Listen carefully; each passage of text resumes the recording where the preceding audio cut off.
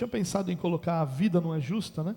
Mas eu quis colocar o mundo porque eu quero falar de aspectos muito mais amplos do que só aqueles que cercam a nossa existência, né? Existem aspectos mais amplos do que o meu círculo de amizades, o meu círculo familiar, o meu círculo social, né? O meu círculo profissional. Então, diante de tudo isso, a minha ideia é falar um pouquinho sobre o mundo não ser justo. Nós todos sabemos isso, mas muitas vezes nós não pensamos sobre esse assunto. E para que a gente pense sobre esse assunto, eu queria que nós lêssemos Atos capítulo 24. Só antes dessa leitura, 2 pontos importantes. Primeiro, a partir do capítulo 21, Paulo e seus companheiros de viagem chegam a Jerusalém, e ao chegarem em Jerusalém, eles estão vindo ali da Ásia, né, daquela região da Ásia, e ao chegarem em Jerusalém, Paulo e seus companheiros, aliás, principalmente Paulo, né, começa a sofrer uma série de perseguições e ameaças por conta do ministério de Paulo entre os gentios. Lembrando que a mensagem de Paulo excluía o judaísmo como necessidade para a salvação. Paulo dizia que a única realidade necessária para a salvação é crer em Jesus Cristo. Se alguém é judeu e quer continuar seguindo os costumes judeus, não há nenhum problema com relação a isso. Mas não é por isso que ele é salvo, e seguir esses costumes não produzirá salvação. E ao mesmo tempo, quem não é judeu não tem a necessidade, como os judeus ensinavam naquela época, de primeiramente se tornarem judeus para depois abraçarem o cristianismo. Esse é o primeiro ponto. O segundo ponto é que quando Paulo chega em Jerusalém, Lucas começa a nos apresentar uma série de narrativas. Então são histórias mais longas que nós precisamos lidar. Então hoje nós vamos ler o capítulo 24 de Atos, todo o capítulo, e por conta disso a gente tem um texto um pouquinho mais longo. Mas vamos dar uma olhada, são 20 e alguns versículos, né? 27 versículos, e a gente vai conseguir lê-los tranquilamente. Diz assim o texto, 5 dias depois, o sumo sacerdote Ananias desceu a Cesareia com alguns dos líderes dos judeus e um advogado chamado Tértulo, os quais apresentaram ao governador suas acusações contra Paulo. Quando Paulo foi chamado, Tértulo apresentou sua causa a Félix. Temos desfrutado de um longo período de paz durante teu governo, e o teu providente cuidado resultou em reformas nesta nação. Em tudo, em toda parte, excelentíssimo Félix, reconhecemos esses benefícios com profunda gratidão. Todavia, a fim de não tomar-te mais tempo, peço-te o favor de ouvir-nos apenas mais um pouco. Verificamos que este homem é um perturbador que promove tumultos entre os judeus pelo mundo todo. Ele é o principal cabeça da seita dos nazarenos e tentou até mesmo profanar o templo. Então o prendemos e quisemos julgá-lo de acordo com a nossa lei. Mas o comandante Lísias interveio e com muita força o arrebatou de nossas mãos e ordenou que os seus acusadores se apresentassem. Se tu mesmo o interrogares, poderás verificar a verdade a respeito de todas essas acusações que estamos fazendo contra ele. Os judeus confirmaram a acusação, garantindo que as afirmações eram verdadeiras. Quando o governador deu sinal para que falasse, Paulo declarou: sei que há muitos anos tenho sido juiz nessa nação, por isso, de bom grado faço minha defesa. Facilmente poderás verificar que há menos de 12 dias subi a Jerusalém para adorar a Deus.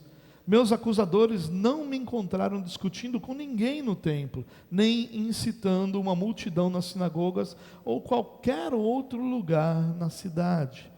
Nem tampouco podem provar-te as acusações que agora estão levantando contra mim. Confesso-te, porém, que adoro o Deus dos nossos antepassados como seguidor do caminho, a que chamam de seita. Creio em tudo o que concorda com a lei e no que está escrito nos profetas. E tenho em Deus a mesma esperança desses homens, de que haverá ressurreição tanto de justos como de injustos. Por isso procuro sempre conservar minha consciência limpa diante de Deus e dos homens. Depois de estar ausente por vários anos, vim a Jerusalém para trazer esmolas ao meu povo e apresentar ofertas. Enquanto fazia isso, já cerimonialmente puro, encontraram-me no templo, sem envolver-me em nenhum ajuntamento ou tumulto. Mas há alguns judeus da província da Ásia que deveriam estar aqui diante de ti e apresentar acusações, se é que tem algo contra mim. Ou os que aqui se acham deveriam declarar que crime encontraram em mim quando fui levado perante o sinédrio, a não ser que tenha sido este. Quando me apresentei a eles, bradei: por causa da ressurreição dos mortos, estou sendo julgado hoje diante de vocês. Então Félix, que tinha bom conhecimento do caminho, adiou a causa e disse: quando chegar o comandante Lísias, decidirei o caso de vocês. E ordenou ao centurião que mantivesse Paulo sob custódia, mas que lhe desse certa liberdade e permitisse que os seus amigos o servissem. Vários dias depois, Félix veio com Drusila, sua mulher, que era judia, mandou chamar Paulo e o ouviu falar sobre a fé em Cristo Jesus. Quando Paulo se pôs a discorrer acerca da justiça, do domínio próprio e do juízo vindouro, Félix teve medo e disse: basta, por enquanto, pode sair. Quando achar conveniente, mandarei chamá-lo de novo. Ao mesmo tempo, esperava que Paulo lhe oferecesse algum dinheiro, pelo que mandava buscá-lo frequentemente e conversava com ele. Passados 2 anos, Félix foi sucedido por Pórcio Festo. Todavia, porque desejava manter a simpatia dos judeus, Félix deixou Paulo na prisão. Amém. Queridos, esse texto, que é um texto longo, na verdade é longo para nós, né? Mas ele é um resumo daquilo que aconteceu naquele momento. Claro que Lucas aqui, ele vai resumir a história e focar nos pontos principais. A história em si Paulo havia sido preso em Jerusalém. Por quê? Porque alguns homens levantaram falsos testemunhos contra ele, dizendo que ele estava levando um grego para dentro do templo, e isso não era permitido, somente judeus poderiam entrar na área, não era nem dentro do templo, né? Era no átrio, na parte do quintal ali do templo. Os gentios, os que não eram judeus, deveriam ficar fora dessa área, e Paulo foi acusado disso. E Paulo foi acusado também de pregar contra o judaísmo, né? Então, por essas acusações, o sinédrio quase o mata. Aliás, os judeus quase o matam. E aí ele é então protegido pelo comandante ali, pelo homem responsável pela segurança em Jerusalém, levado para a fortaleza Antônia, que era uma fortaleza romana, onde o exército ficava. Depois ele é apresentado perante o sinédrio. Lembrando você, o sinédrio era o órgão responsável por tomar decisões importantes ligadas à fé dos judeus. Então era formado por fariseus, por saduceus, por homens mestres da lei, escribas, né? Pessoas que conheciam a lei e poderiam julgar os casos. Era presidido pelo sumo sacerdote. Então ele é apresentado diante do sinédrio, o sinédrio não o ouve, e aí então ele protege, o comandante ali protege novamente Paulo e envia Paulo para Cesareia.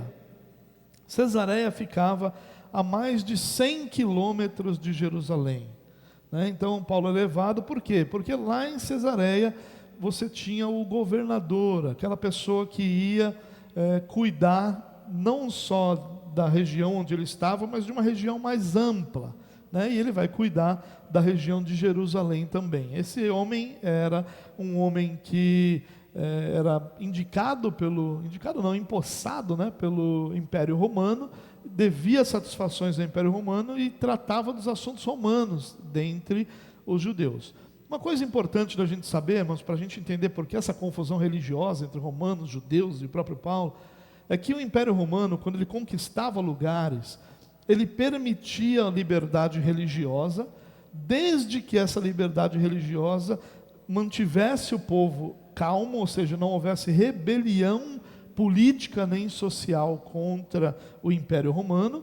e também quando essa religião não atacava as outras religiões, e principalmente quando essa religião não permitia ou não fazia do governador alguém menor do que, do imperador, né? Alguém menor do que o próprio Deus. É claro que os judeus faziam isso, e por isso eles eram problemáticos. Os judeus muitas revoltas aconteceram, muitas vezes o exército romano precisou lidar com esse assunto, não eram o povo mais tranquilo, né? Porque eles tinham convicções bastante fortes.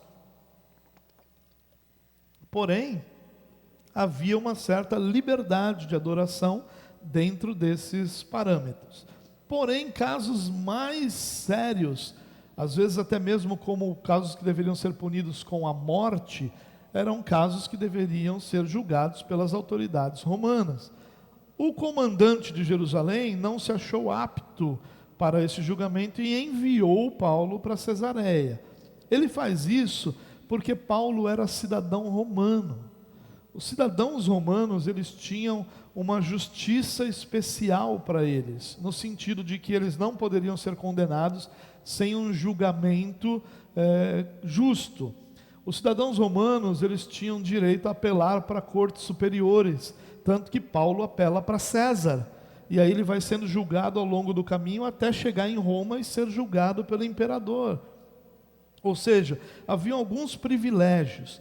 Paulo era cidadão romano, nós não sabemos exatamente como isso aconteceu, sabemos apenas que ele era cidadão romano por nascimento, o que significa que o pai dele era cidadão romano, talvez prestando algum tipo de serviço relevante ao império, que era uma das formas, talvez comprando a cidadania, porque era outra forma também. Então, de alguma maneira, o pai de Paulo conquistou ali a cidadania romana, e Paulo tem essa cidadania por direito de nascimento, o que dava a ele privilégios. Se Paulo não fosse cidadão romano, ele certamente teria sido morto em Jerusalém e não teria feito todo esse trajeto. Mas agora ele está, 5 dias depois de ser levado, 5 dias depois de ser preso em Jerusalém, e aí levado para Cesareia, o sumo sacerdote vai descer a Cesareia, né? Ou seja, vai sair de Jerusalém e vai a Cesareia para se apresentar. O fato do sumo sacerdote ir,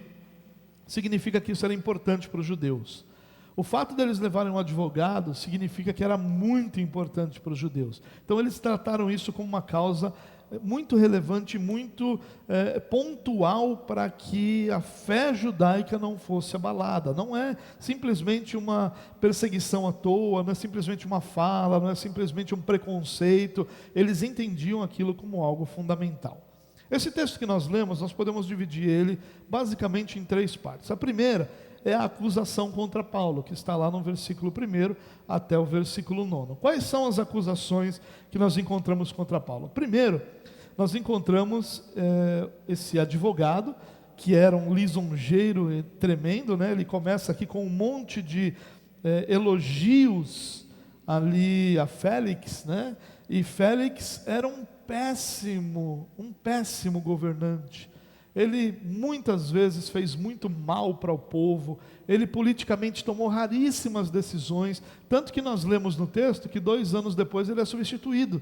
Isso era só substituir alguém quando morria, alguém só era substituído antes quando era um péssimo governante, que é o caso aqui desse governador chamado Félix. E aí esse advogado, que é um tremendo de um fanfarrão, né? Vai fazer uma série de elogios aqui que não são verdadeiros, não tinha paz. Aliás, ao contrário, várias vezes Félix precisou mandar o exército oprimir Israel por conta disso. Não haviam reformas na nação, não tinha nada disso. Ele só quis ganhar o ego ali de Félix.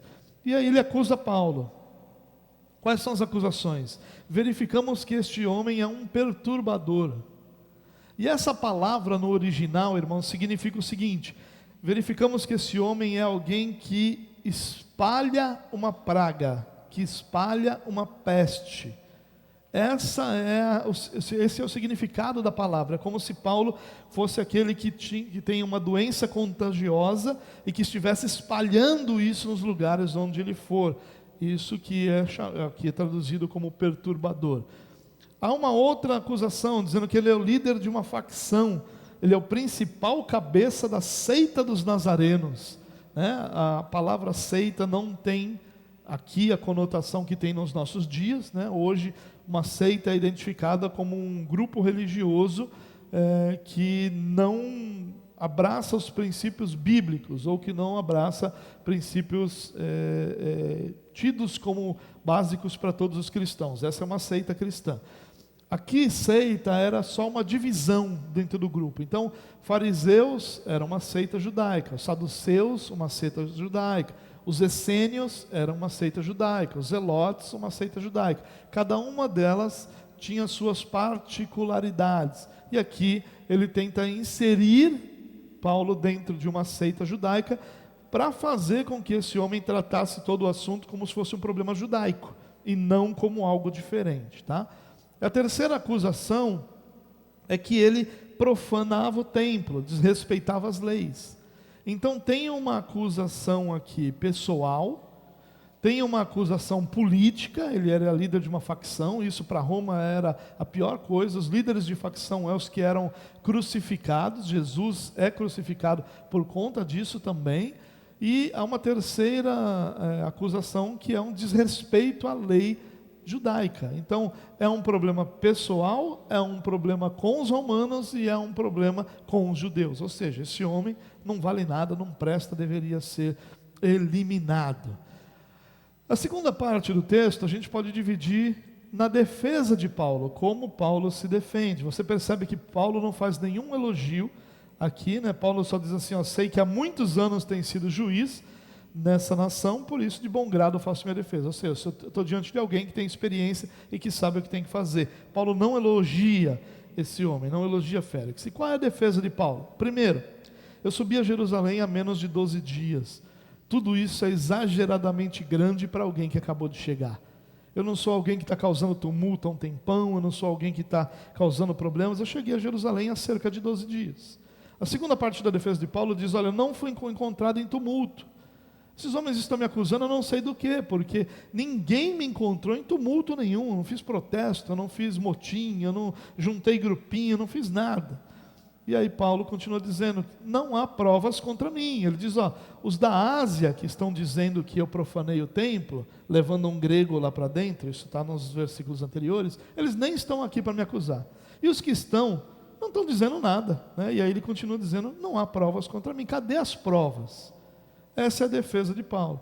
E ele diz, sim, eu adoro o Deus dos judeus. Paulo se posiciona religiosamente, espiritualmente, e diz, eu adoro os deuses judeus. Apesar de Paulo fazer uma divisão, ele diz, eu sou seguidor do caminho, que eles chamam de seita. Então Paulo faz essa separação entre o cristianismo e o judaísmo. Ele diz, olha, eu vim para Jerusalém não para causar tumulto, mas para auxiliar meu povo. Eu vim trazer esmolas. Lembra por que Paulo foi para Jerusalém?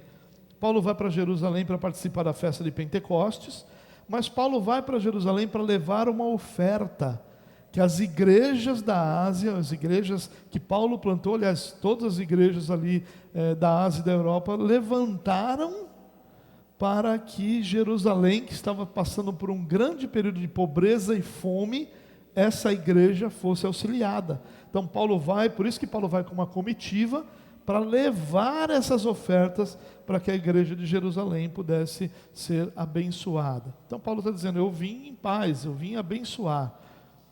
Ele diz, eu cumpri as regras do templo. Então, você deve lembrar, Paulo passou por todo aquele processo de purificação, que leva até 9 dias, né, de 7 a 9 dias. Então Paulo diz, olha, eu cumpri todo esse processo. E onde estão os acusadores de Éfeso, né? Aqueles que dizem que eu profanei, que é o que eu já falei, e por fim, de quais crimes eu sou acusado? Ou seja, Paulo vai duplamente afirmar que não tem provas, que nada ali está acontecendo. Paulo se defende, mas Paulo se defende focado naquilo que ele está sendo acusado. A terceira parte desse texto vai nos mostrar a postura de Félix, né? Então, nós temos ali o advogado, o Tértulo e as acusações, nós temos Paulo e sua defesa, e agora o governador Félix e a sua postura. Qual é a postura de Félix? Primeiro, ele resolve ouvir todos os envolvidos, e quando isso começa, nos dá uma esperança, esse homem é justo, né? Esse homem vai ouvir. E o que ele queria ouvir? O homem que era o comandante lá em Jerusalém, que sabia da história toda. A postura dele é tratar Paulo com brandura. Ele manda prender Paulo, mas manda tratar Paulo com tranquilidade. Diz, olha, dá certa liberdade para esse homem, permita que os seus discípulos o sirvam, o ajudem, o abençoem. Então ele trata Paulo com brandura. Paulo não é chicoteado, é preso ao tronco. Paulo tem tranquilidade ali. Mas a postura de Félix também é negar a fé em Cristo. O texto diz que ele era um bom conhecedor do caminho. O texto diz que sua esposa era judaica, então ele tinha bom conhecimento, tanto do cristianismo quanto do judaísmo. E ele chamava Paulo para ouvir. E aí Paulo começa a tratar de assuntos que são importantes, de assuntos que são polêmicos. Olha o que Paulo diz para ele aqui, ó. Quando Paulo pôs a discorrer acerca da justiça, do domínio próprio e do juízo vindouro, Félix teve medo e disse, basta por enquanto, pode sair. Por que Félix nega ali? Esse homem, a mulher dele, Drusila, ela era casada. E ele, com a ajuda, conta a história, né, com a ajuda de um mago, ele vai convencer essa mulher, vai conquistar essa mulher, vai iludir essa mulher e se casa com ela. Né, muito mais num jogo político do que numa questão de amor. Então ele era um adúltero, e envolvido em mentiras, envolvido em uma série de coisas, e Paulo começa a falar do juízo vindouro. Imagina como é um pecador ouvir que o juízo virá. Né, todos os pecadores, e nós, qualquer pecador, quando ouve que o juízo virá, ou nós não queremos ouvir, ou nós nos arrependemos. São as duas únicas respostas a uma menção do juízo vindouro. E ele nega a fé em Cristo. Só que a postura dele não para por aí. Ele começa a buscar suborno. Paulo disse que foi a Jerusalém para quê? Para levar esmolas ao povo, para levar uma oferta ao povo. E aí Félix, muito do malandro, começa a pensar, bom, esse camarada tem dinheiro. Ele fez toda essa viagem só para trazer uma oferta para a igreja de Jerusalém, esse homem tem dinheiro.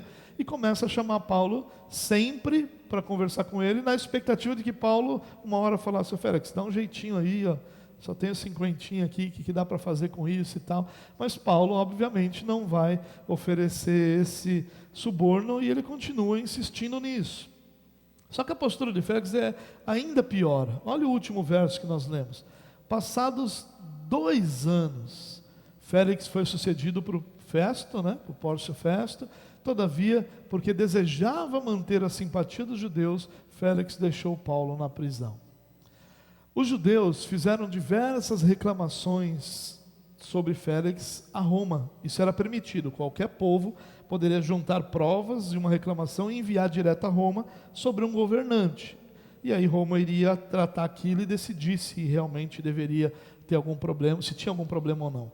E para manter a simpatia dos judeus, o que acontece? Esse homem, ele vai manter Paulo preso ali, ele vai manter Paulo na prisão para que os judeus não se aborreçam com ele e intensifiquem essas acusações. Ele era tão ruim que depois de 2 anos ele vai ser sucedido. Ele não morreu, ele conta a história que se não fosse por a intercessão de um parente muito bem relacionado em Roma, ele teria sido morto por ser um péssimo governante. Né? Se a moda pega, hein? Péssimos governantes sendo mortos, né? A gente teria poucos governantes em nosso país. Mas esse é um outro assunto para um outro momento. O fato é que Paulo fica 2 anos preso. Pare para pensar. Você chega a Jerusalém para quê? Para adorar a Deus, para trazer uma oferta para o povo de Deus que passava fome e passava por um momento de grande crise. Você faz todos os rituais judaicos que você sabe que nem são mais necessários para a sua fé, mas você faz por respeito ao ambiente onde você está. Paulo passa pela purificação, rapa o cabelo, faz tudo o que tem que fazer ali para passar por aquele momento, e ainda assim ele é acusado pelos mesmos judeus que ele quer respeitar. Quando ele é levado para um outro lugar para o julgamento, a acusação é repleta de mentiras e de injustiças.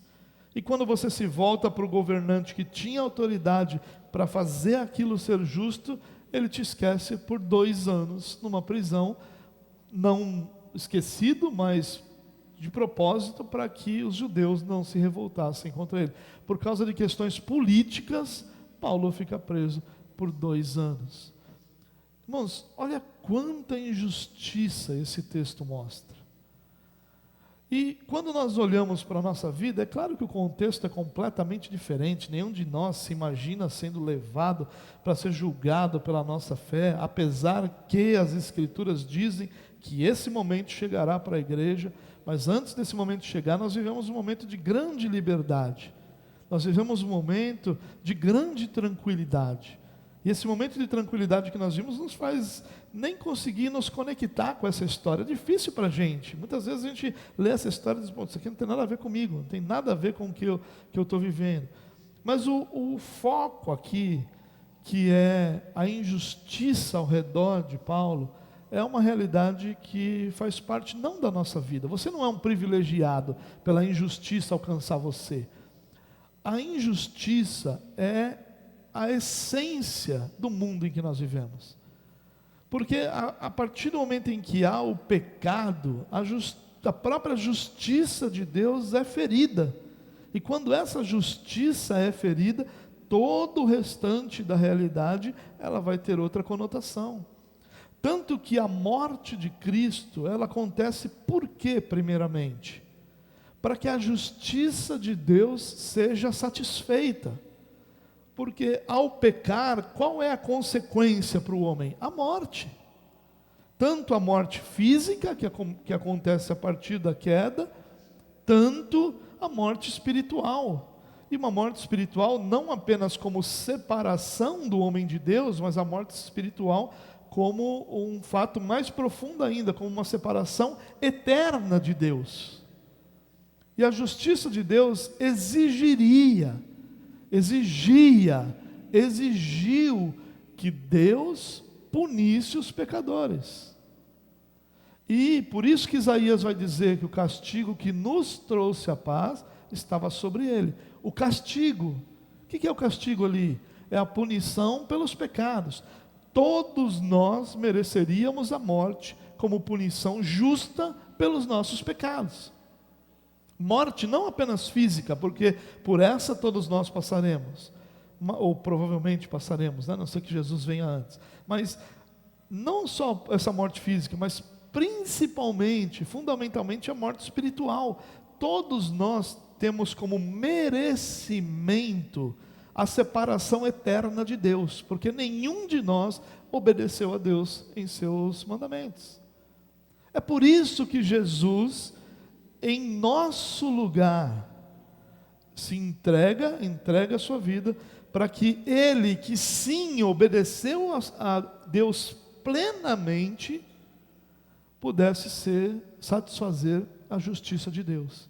E a partir do momento que a justiça de Deus está satisfeita, para aqueles que Deus escolheu para serem seu povo, não há mais punição. Por isso que Paulo vai dizer que não há mais condenação para aqueles que estão em Cristo Jesus. Porque os que estão em Cristo Jesus estão debaixo da justiça satisfeita de Deus. E para os que não estão debaixo de Cristo Jesus, permanece a mesma realidade de juízo eterno, de separação eterna de Deus, de ausência eterna da presença de Deus. É isso que as Escrituras ensinam. Mas essa injustiça, irmãos, que está ao nosso redor, ela é a nossa realidade. Pensar em qualquer coisa diferente dessa injustiça é uma ilusão, um romantismo, é uma inocência da nossa parte, extremamente profundo, porque o mundo é injusto. Essa é a realidade. Por isso que eu chamei essa mensagem de o mundo não é justo. Porém, eu queria finalizar essa mensagem com 3 aplicações que para nos fazer pensar um pouco sobre essa questão da justiça do mundo ao nosso redor. A primeira delas: o mundo não é justo, portanto, não se iluda. O que isso quer dizer? Isso quer dizer que, bom, o mundo não é justo, então também seremos injustos. Não é isso que quer dizer. O mundo não é justo, então tanto faz o que é feito. Não, não é isso. Aqui nós podemos apresentar aquele princípio de mãe. Qual é o princípio de mãe? O princípio de mãe é: você não é todo mundo. Né? Você já ouviu essa expressão? Algumas mães aqui já falaram essa expressão, né? Falavam o tempo todo. Alguns pais também. Mas as mães têm mais esse talento de dizer que a gente não é todo mundo. Então, para nós, existe uma realidade a qual nós somos inseridos. É o reino de Deus. Nós hoje não temos o reino de Deus aplicado plenamente em todo o mundo. Satanás ainda é o príncipe desse século. Ele ainda governa sobre muitas coisas nesse século, sobre muitas estruturas sociais desse século. Mas nós vivemos no reino de Deus. Então a nossa realidade, ela é de que nós estamos no mundo, mas nós pertencemos a outro. Nós pertencemos a outro reino. E as regras e leis que nós seguimos são, acima de tudo, as regras desse reino. Elas não vão menosprezar as regras e leis do mundo em que nós vivemos, mas elas nunca permitirão que as regras e leis do mundo em que nós vivemos vão se sobrepor às regras e leis do reino de Deus. Então, vou dar um exemplo muito simples. Nós somos instados pelas Escrituras a obedecer às leis, mas em todos os momentos que uma lei for feita e nos impedir de cultuarmos e de servirmos ao nosso Deus, a igreja será instada a uma desobediência civil. Então, por exemplo, no Brasil nós não tivemos muito esse problema, porque a gente tem uma lei que é só para inglês ver, né? A maioria delas não é aplicada em coisa alguma. Mas em outros países, muitas igrejas foram à justiça na pandemia pelo direito de cultuarem, de permanecerem abertas.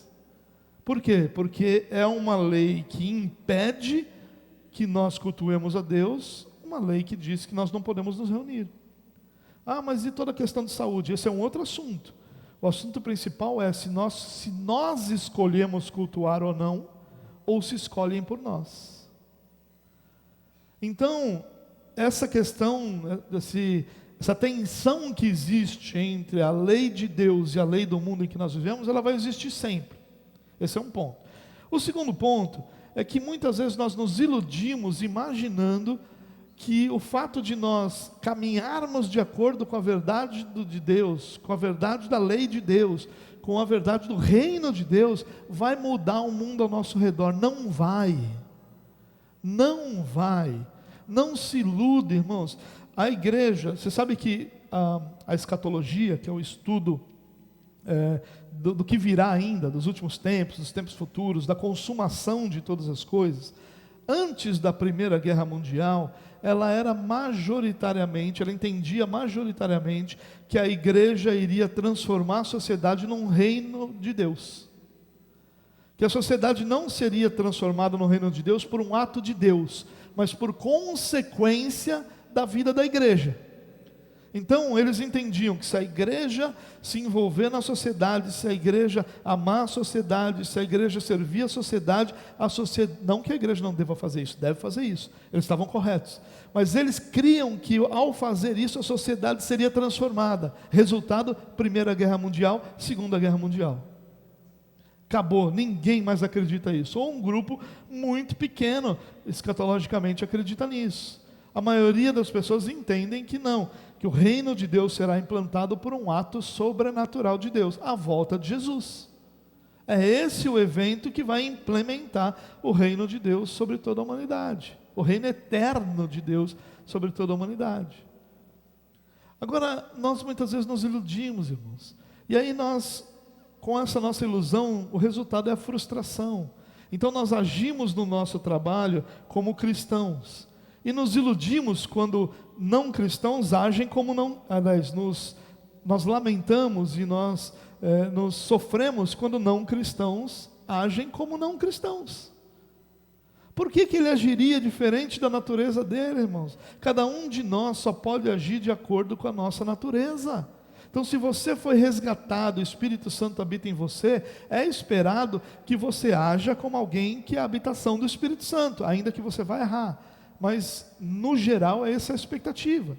Agora, alguém que não é cristão, qual é a expectativa que você tem de que ele não minta, de que ele não traia? Não quer dizer, todos os cristãos fazem isso? Não, mas é esperado que se faça.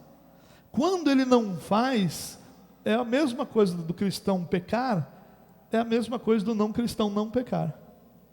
É um evento esporádico, não é a realidade. Nós conhecemos muitas pessoas que não mentem e são cristãos? Não, nós não conhecemos. Nós conhecemos pessoas que não mentem nos assuntos em que nós estamos envolvidos com elas. Nós não sabemos como é que é na sua família, nos seus relacionamentos pessoais, nos seus negócios. Então, a expectativa, irmão, é que o mundo não seja justo. Pare de se iludir, querendo que pessoas ajam com você e sejam com você como elas não podem ser. Pare de se iludir, imaginando que ao você criar no seu trabalho alguma frente, alguma comissão, algum trabalho ali que vai mudar tudo, porque não vai. Pessoas pecadoras vão sempre estar com seu coração inclinado para o pecado. É isso que Deus diz. Quando Deus estabelece o dilúvio, a razão do estabelecimento do dilúvio é uma expressão do próprio Deus. O coração do homem é sempre somente inclinado para o mal. Não vou mais contender com ele, vou acabar com tudo. Porque o coração do homem é sempre somente inclinado para o mal. Essa é a realidade, irmãos, não se iluda. Paulo não se iludiu aqui, achando que se ele de repente fizesse um outro tipo de defesa, ou que se de repente ele fizesse uma defesa mais fervorosa, mais completa, mais perfeita. Não, a defesa de Paulo é verdadeira, é muito verdadeira, mas ela é simples. Paulo não está revoltado, Paulo não está iludido, Paulo não está dizendo, meu Deus, como é que pode ser, que injustiça é essa contra mim, como pode ser esse mundo tão mau, eu tenho servido ao Senhor. Você não vê essa oração, mas infelizmente nós vemos essa oração na boca de muitos cristãos dizendo ao Senhor, Senhor, como é que pode eu viver essa vida, como é que pode essa ser minha realidade, como é que pode eu viver, como é que não pode, irmãos? O fato de nós estarmos aqui essa manhã, é um puro ato de bondade e misericórdia de Deus, é baseado não na nossa justiça, mas na justiça de Cristo. Se a justiça de Cristo fosse tirada de diante dos olhos de Deus, nós seríamos fulminados. Essa é a realidade, e nós ficamos nos iludindo, irmãos, achando que o mundo vai mudar. Hoje existe um missionário, chama missionário afetivo. Sabe o que é? É aquele que namora com não crente. Ele acha que é missionário. Eu vou namorar com aquela moça ali, ela não é crente, mas eu vou trazê-la para Jesus. É missionário afetivo. O cara ela acha que é missionária, ou ele acha que é missionário, e vai ganhar alguém que não é cristão. Não vai. E se for, não precisa de você. Não é assim, irmãos, que o Evangelho é pregado. O Evangelho é pregado ao serem apresentadas as boas novas. Não é através de relacionamentos afetivos. A Bíblia proíbe cristãos de se relacionarem com não cristãos. Se você se relaciona com não cristãos, você está em pecado.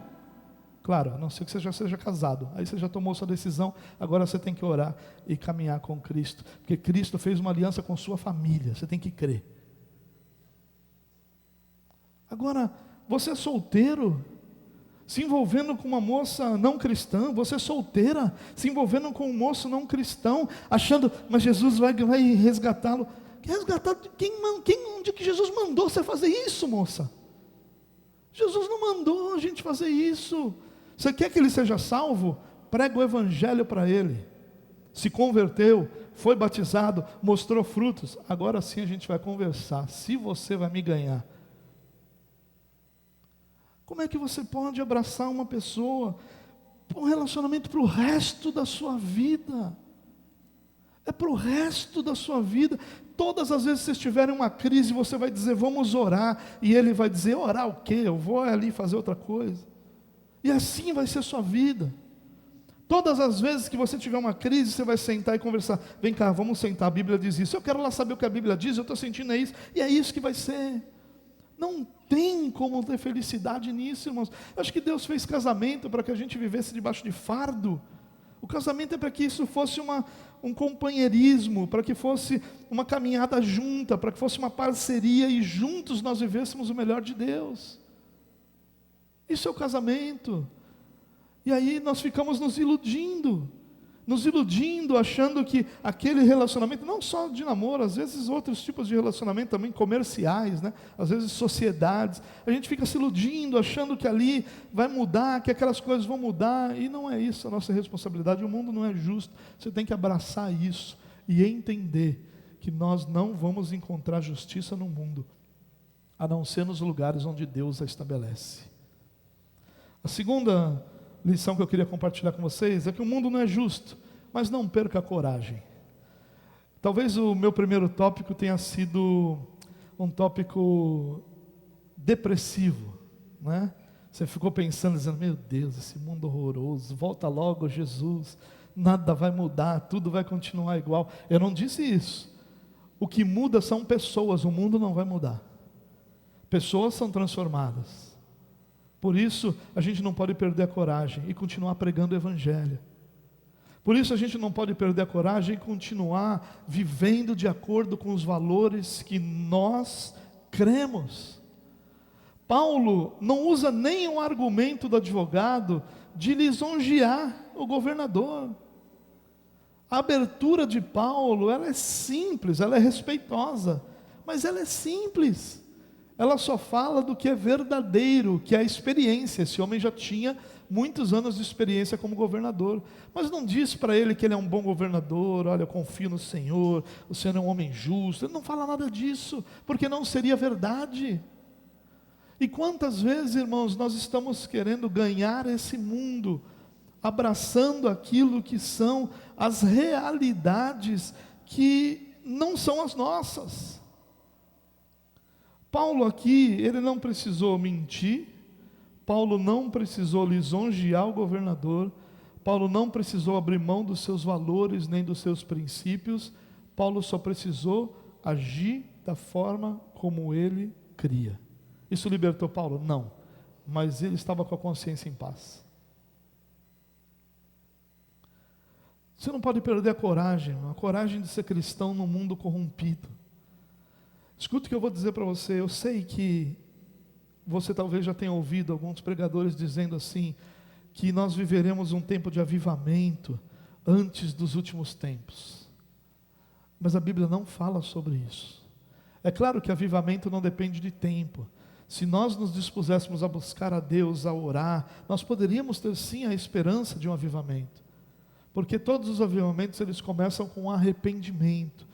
Eles começam com busca ao Senhor e eles produzem santidade.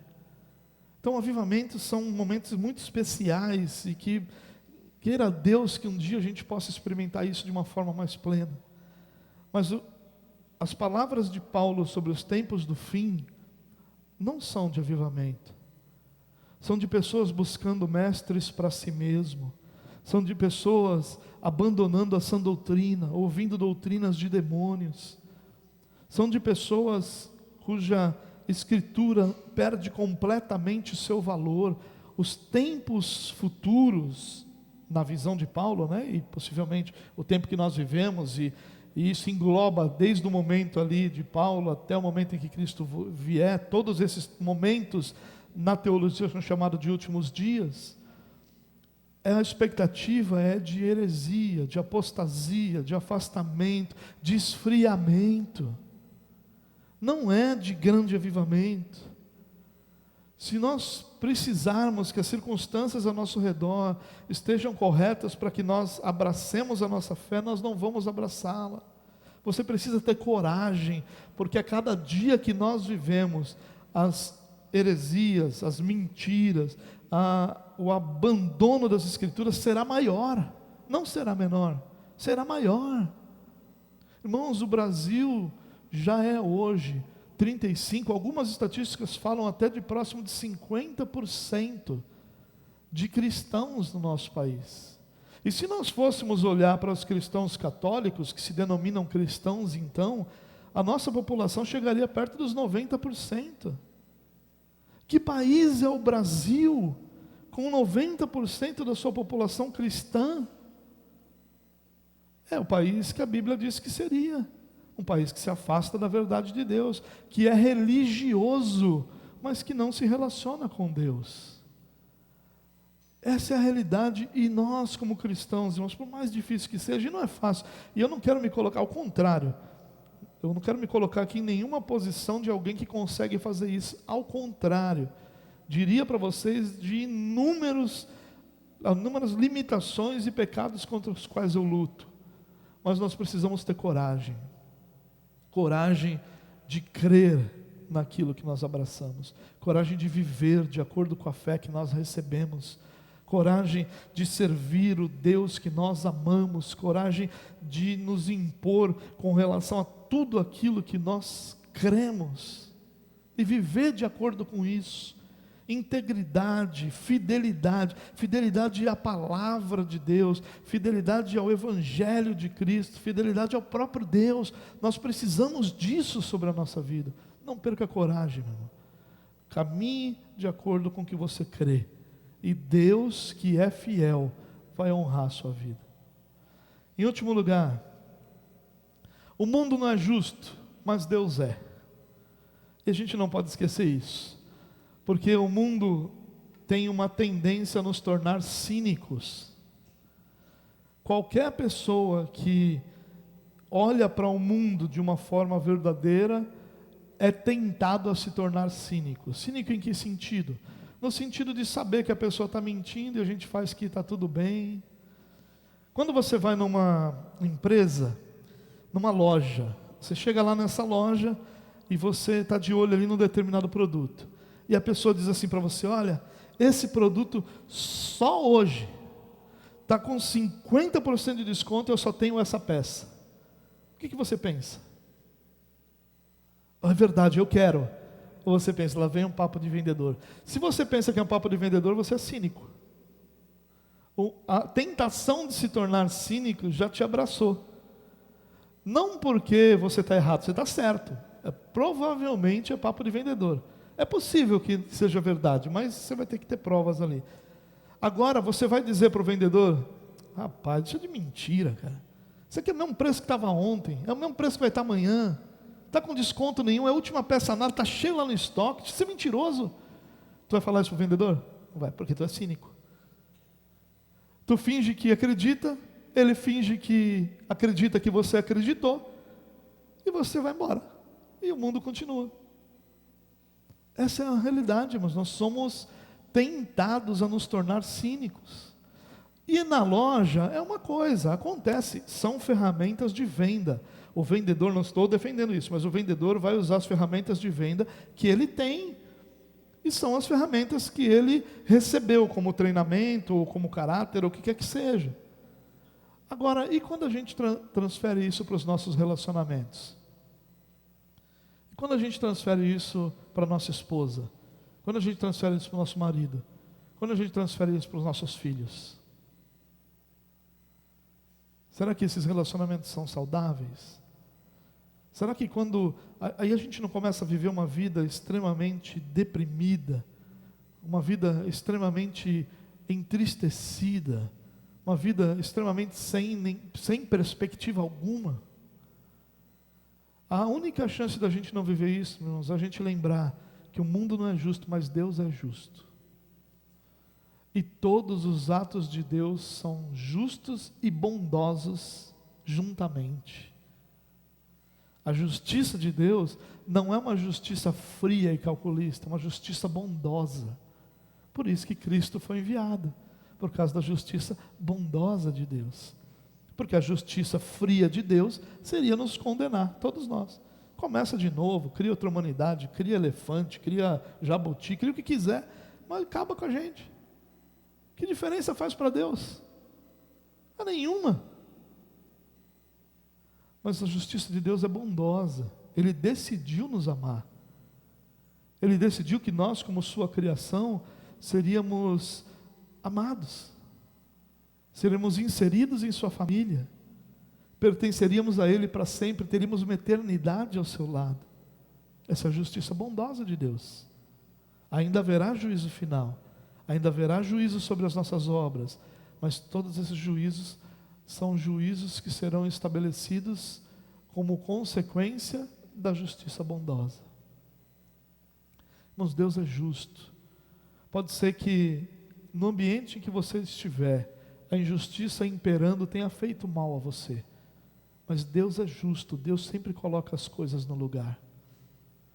É possível que essa injustiça que tenha te abraçado tenha te largado lá 2 anos na prisão, como aconteceu com Paulo, mas Deus foi justo com Paulo.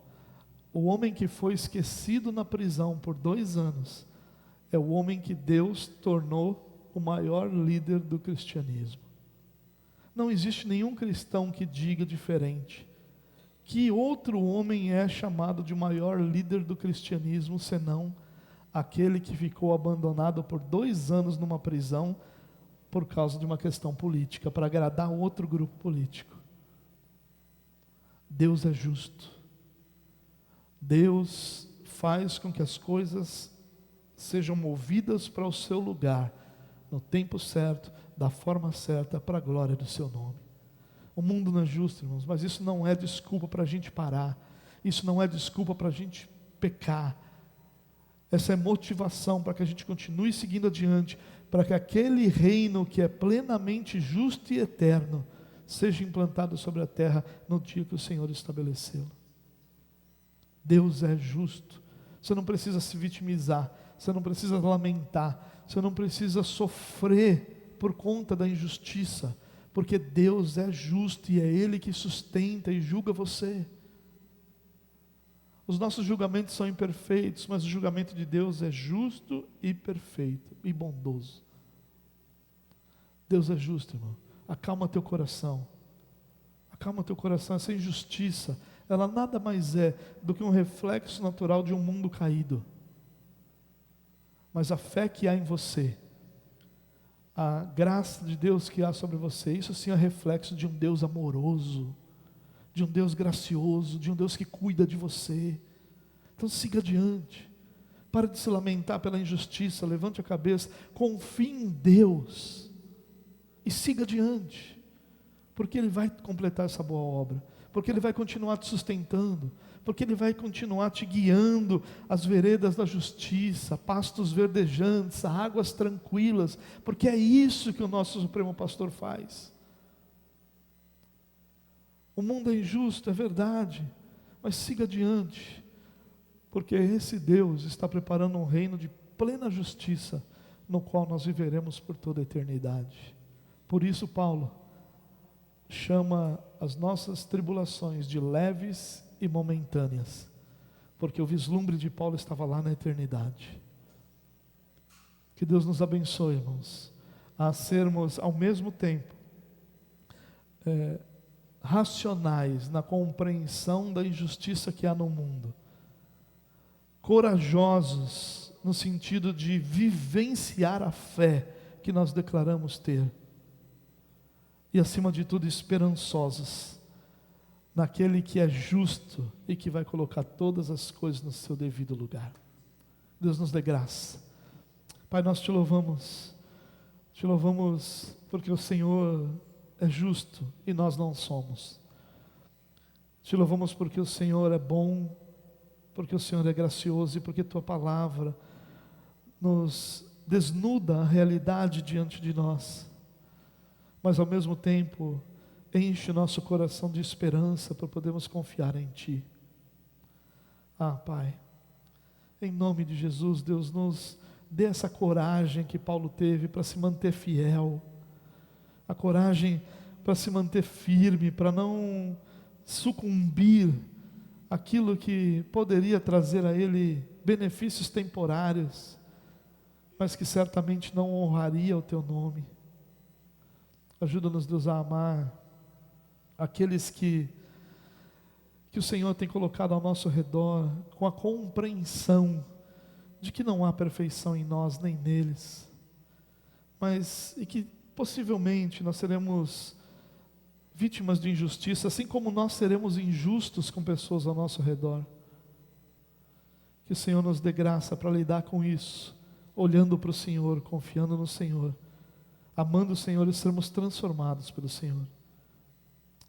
Pai, nos dá uma semana abençoada diante do Senhor, diante da Tua presença, da Tua igreja, que o Teu nome seja glorificado em todas as coisas. Querido, que o amor do nosso Deus e Pai, a graça do nosso Senhor e Salvador Jesus Cristo e as doces consolações do Espírito Santo de Deus sejam com todo o povo de Deus hoje e para sempre. Amém. Amém.